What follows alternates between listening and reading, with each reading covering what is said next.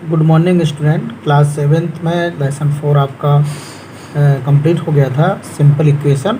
अब चैप्टर 5 आज स्टार्ट होगा। इसका नाम है लाइन्स एंड एंगल्स। मैंने आपको बताया था ये ज्योमेट्री की कॉपी में करना है, वन साइड प्लेन वाले में। तो जो फिगर है वो लेफ़्ट साइड पर बनाते जाइए और जो लिखने वाला है वो जस्ट उसके सामने लिखना है। जैसे ये लाइन सेगमेंट लिखा है तो ये लिखेंगे और इसके जस्ट बगल में लेफ़्ट साइड में, इसके जस्ट लेफ़्ट साइड में आप इसका फिगर बना सकते हैं। अगर आपके पास ज्योमेट्री कॉपी नहीं है तो फिर आप इसी कॉपी पर भी कर सकते हैं। तो लाइन सेगमेंट क्या होता है? लाइन सेगमेंट, तो line segment has two end point.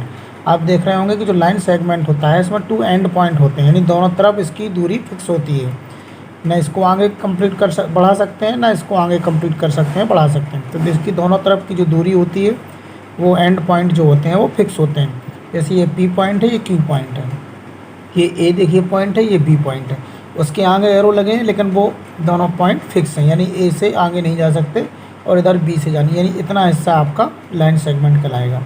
इसको लाइन सेगमेंट पी क्यू भी बोलते हैं और हम इसको शॉर्ट में पी क्यू के ऊपर ये साइन का प्रयोग भी करके लिख सकते हैं। इसका भी मतलब यही है, लाइन सेगमेंट पी क्यू। ऊपर का देखिए लाइन सेगमेंट पी क्यू, और इसको भी लाइन सेगमेंट ए बी, और ये देखिए लाइन सेगमेंट ए बी। इस तरह दोनों को हम नाम दे सकते हैं, या तो पूरा नाम दे सकते हैं लाइन सेगमेंट ए बी, या अगर केवल इतना भी लिखा हुआ है तो हम इस ऊपर वाले फिगर को देख के कह सकते हैं कि जो ए बी है वो क्या है?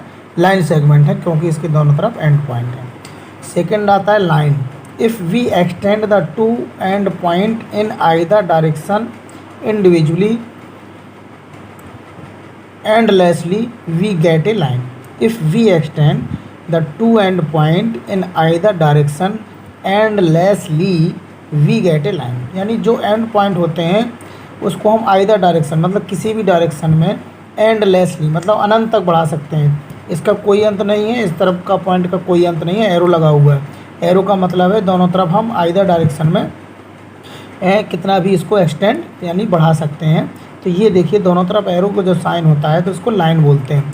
अगर हम इसका नेम कैपिटल लेटर में प्रयोग करेंगे तो हम इसको दोनों तरफ नाम लिखेंगे लाइन ए बी, या हम इसको इस साइन को देखिए दोनों तरफ एरो लगे हैं तो हम कह सकते हैं लाइन ए बी लिखा हुआ है। अगर स्मॉल लेटर का प्रयोग करते हैं तो केवल एक ही लेटर का प्रयोग करते हैं लाइन में, याद रखिएगा। अगर हम स्मॉल लेटर का प्रयोग करेंगे तो एक ही लेटर का प्रयोग करते हैं, लाइन एल, और ये देखिए ऊपर से लाइन है, चाहे इसको ऐसे लिखिए चाहे इसको ऐसे लिखिए। तीसरा पॉइंट आता है एंगल।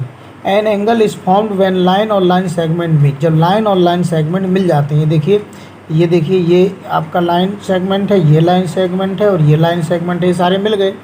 तो इस तरह के जब मिल जाते हैं तो वो एंगल फॉर्म्ड हो जाता है। ये देखिए सारे ये एंगल बन गया, ये एंगल बन गया, ये एंगल बन गया, ये पी ओ एस। ये देखिए लाइन आपकी मीट हो रही है, एक लाइन ये है, एक लाइन ये, दोनों मिल गई, क्रॉस हो रही हैं। जब मिल गई तो ये देखिए एंगल बन गया आपका P O S, S O Q, angle Q O R, angle R O P. तो आप इसका नाम दे सकते हैं एंगल ए बी सी। अगर हमें मान लीजिए इस वाले ये एक डॉट लगा हुआ है और इस एंगल का नाम लिखना है, केवल इस वाले एंगल का, तो हम इस एंगल का नाम लिखेंगे एंगल ए बी सी। इधर से भी लिख सकते हैं एंगल सी बी ए और एंगल बी, यानी तीन प्रकार से हम नाम लिख सकते हैं। अगर हमें केवल इस वाले एंगल का नाम लिखना है, केवल इस वाले का मतलब जिस पर पॉइंट लगा हुआ, तो ए बी सी लिख सकते हैं, एंगल सी बी ए भी लिख सकते हैं और एंगल बी भी लिख सकते हैं। बस यही है कि जिस एंगल का नाम लिख रहे हैं वो आपका कहाँ पर आना चाहिए? सेंटर में आना चाहिए, बी। ये देखिए दोनों के बीच में है, ये दोनों के बीच में, और ये भी। तो ये आपका एंगल हो गया कि एंगल कैसे फॉर्म्ड होता है, व्हेन लाइन और लाइन सेगमेंट मीट। जब लाइन और लाइन सेगमेंट मीट होते हैं तो एंगल फॉर्म्ड होता है। और एंगल का नाम कैसे लिखते हैं वो भी आप देख रहे होंगे।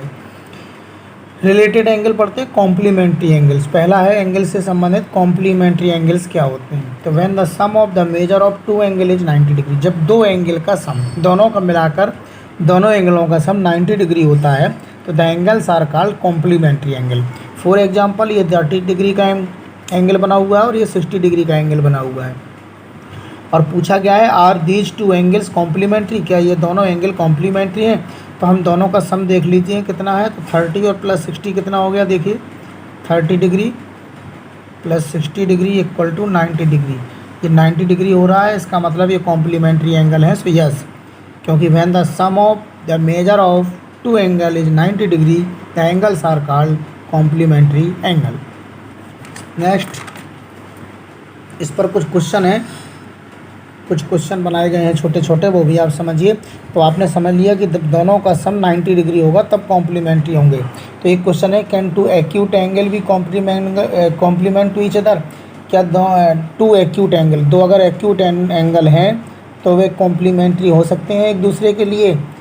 याद रखिए, एक्यूट एंगल का मतलब जो एंगल 90 डिग्री से कम होते हैं। हाँ, तो अगर दोनों 90 डिग्री से कम हैं तो एक मान लीजिए 40 डिग्री है, एक 60 डिग्री है, एक 30 डिग्री है, एक 60 डिग्री है, दोनों एक्यूट हैं, इसका मतलब वो कॉम्प्लीमेंट टू ईच अदर हो सकते हैं। समझ रहे हैं ना? एक्यूट का मतलब जो एंगल 90 डिग्री से कम होते हैं। तो क्वेश्चन है, क्या टू एक्यूट एंगल भी complement to each other? Yes. जैसे देखो 30 और 60, 50 और 40, ये देखिए दोनों एक्यूट एंगल है और ये देखिए कॉम्प्लीमेंट है, क्योंकि दोनों को जोड़ के देखिए 90 हो रहा है। कैन टू ऑब्ट्यूज एंगल भी complement each other? No, obtuse angle complement नहीं हो सकते, क्योंकि ऑब्ट्यूज एंगल का मतलब है जो 90 डिग्री से बड़े हों। तो इसका तो एक ही 90 से बड़ा होता है, तो दोनों का सम 90 कैसे होगा? कैन टू राइट एंगल भी कॉम्प्लीमेंट टू ईच अदर? ये भी आंसर होगा नो, क्योंकि राइट एंगल एक 90 का होता है। जब एक ही 90 का होता है तो दो एंगल कैसे 90 के हो पाएंगे? क्योंकि 0 डिग्री का तो कोई एंगल होगा नहीं फिर उसमें। तो ये भी आंसर नो है। नेक्स्ट आता है सप्लीमेंट्री एंगल। सप्लीमेंट्री में थोड़ा सा ये है कि उसका जस्ट थोड़ा सा चेंज है। When the sum of measure of two angle is 180 degree. Complementary में दोनों का सम 90 डिग्री होना चाहिए, सप्लीमेंट्री एंगल में दोनों एंगलों का सम 180 डिग्री होना चाहिए। The angles are called supplementary angle. देखिए जैसे ये 70 डिग्री है, ये 110 डिग्री का एंगल है। Are this two angle supplementary? So yes, answer है इसका यस, क्योंकि दोनों का सम 180 डिग्री हो रहा है, यानी दोनों का मिला के अगर 180 है तो वो सप्लीमेंट्री होंगे। कैन टू ऑब्ट्यूज एंगल भी supplementary? Can two obtuse angle भी सप्लीमेंट्री? तो दो ऑब्ट्यूज एंगल सप्लीमेंट्री हो सकते हैं क्या? नहीं हो सकते हैं, क्योंकि ऑब्ट्यूज एंगल दोनों 90 से ऊपर के होते हैं। और जब दोनों 90 से ऊपर के हैं तो दोनों का सम 180 कैसे होगा? क्योंकि दोनों 90 से ऊपर होते हैं obtuse angle. Can two acute angle भी सप्लीमेंट्री? क्या एक्यूट एंगल सप्लीमेंट्री हो सकते हैं? ये भी नहीं हो सकते, क्योंकि ये दोनों 90 से कम होते हैं, और जब दोनों 90 से कम होते हैं तो दोनों का सम करेंगे तो 180 आएगा नहीं। सो राइट द तीसरा क्वेश्चन है, कैन टू राइट एंगल भी सप्लीमेंट्री? यस, क्योंकि एक राइट एंगल 90 का होता है। सो टू राइट एंगल, अगर दोनों राइट एंगल मिलाएंगे तो 90 कितना हो जाएगा? 180 degree. So two right angle भी सप्लीमेंट्री। सो आंसर हो गया yes. Right the supplementary angle of 110। एक चौथा क्वेश्चन भी इसमें पूछ रहा हमने कि क्या आप 110 डिग्री का सप्लीमेंट्री एंगल फाइंड कर सकते हैं? सो यस, मैंने आपसे क्या बताया कि दोनों एंगलों का सम 180 डिग्री होना चाहिए। So supplementary angle of 110 degree is 180 degree से 110 को लेस कर दीजिए, कितना बचा? 70। यानी अभी इसमें सप्लीमेंट्री एंगल इसका कितना होगा? 70 डिग्री होगा, क्योंकि जब हम दोनों को प्लस कर देंगे तभी तो 180 डिग्री होगा। तो सप्लीमेंट्री एंगल फाइंड करने के लिए 180 डिग्री से माइनस करेंगे, और किसी भी एंगल का कॉम्प्लीमेंट एंगल फाइंड करने के लिए 90 डिग्री से हम माइनस कर देंगे, तो कॉम्प्लीमेंट एंगल फाइंड हो जाएगा। So okay, complete.